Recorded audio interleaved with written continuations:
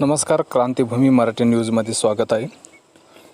मागील काही वर्षापासून चर्चेत असलेल्या मल्टीस्टेट, त्या मल्टीस्टेटच्या हताशपायी शेतकऱ्यांना आत्महत्या करण्याची वेळ आलेली अशी घटना गेवराई तालुक्यातील घडलेली. छत्रपती मल्टीस्टेटमध्ये आपली शेती विकून मुलाच्या शिक्षणासाठी ठेवलेली ठेव परत मिळत नाही म्हणून बँकेचे उंबरठे झिजून शेवटी शेतकऱ्याला त्याच बँकेच्या गेटला आत्महत्या करण्याची वेळ आलेली आहे. जिवंतपणी न्याय तर ह्या शेतकऱ्याला मिळाला नाहीच, पण मेल्यानंतरही न्याय मिळेल याची कुठल्याही प्रकारची शाश्वती आता राहिली नाही. त्याचे कारण मुख्य जालना जिल्ह्यातील त्यांचे काही सखे सोयरे त्यांच्या भेटीसाठी गेले. त्यानंतर पोलीस स्टेशन गेवराई येथे जाऊन शेतकरी सतीश जाधव यांच्या आत्महत्यासंदर्भात निवेदन द्यायचे होते आणि तेथील PI आम्हाला वेळ नाही सध्या असे हात झटकून बाकी कामात व्यस्त राहिलेले आहेत. आपल्याशी प्रत्यक्ष त्यांचे जे नातेवाईक आहे ते आपल्याशी संवाद साधणार आहेत.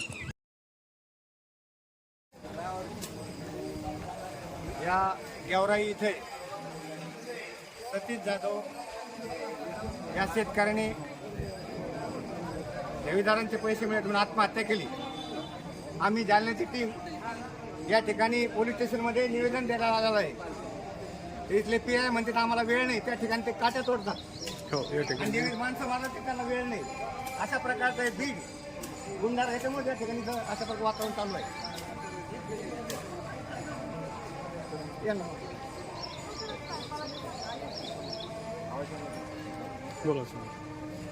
या ठिकाणी एका शेतकऱ्याने स्वतःच्या ठेवीसाठी जे की बँकेचे उंबरे झिजवले, परंतु या शासनाने आणि प्रशासनाने आपण बघू शकता की किती महत्त्वाच्या कामामध्ये ते व्यस्त आहेत की त्यांना केसचा फॉलोअप घेण्यासाठी वेळ नाही आहे. कुठला जबाब त्यांनी आजपर्यंत या कुटुंबाचा घेतलेला नाही आहे आणि त्यानं गाडी त्यामुळे आमची अशी मागणी की या बीड प्रशासनानं केलेली ही आत्महत्या नसून ही हत्या आहे. तिकडे जावं लागेल. हे केलेली मर्डर या शासनानं असेल किंवा या प्रशासनाने असेल, याकडे देवेंद्र फडणवीस साहेबांनी लक्ष घालावं की बीडमध्ये किंवा गेवराईमध्ये जे काही पोलीस प्रशासन आहे ते कुठल्या पद्धतीनं काम करत आहे. यांना केस रिलेटिव्ह आले असतात, त्यांना केसची माहिती देण्यासाठी वेळ नाही आहे किंवा निवेदन घेण्यासाठी देखील वेळ नाही आहे.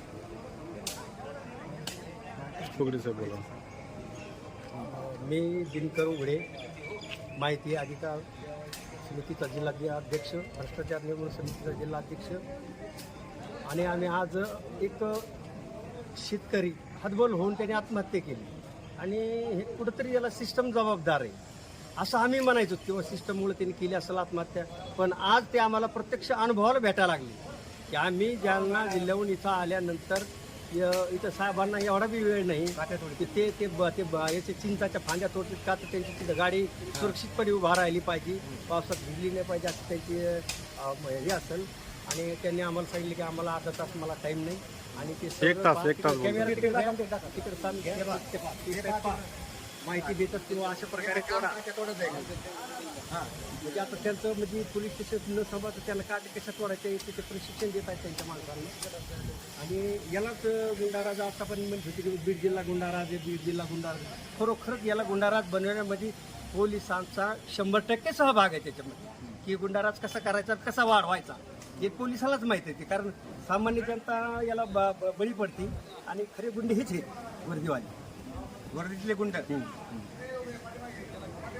काही द्यायची गरज नाही आता मला द्यायची गरज नाही. देऊ आपण.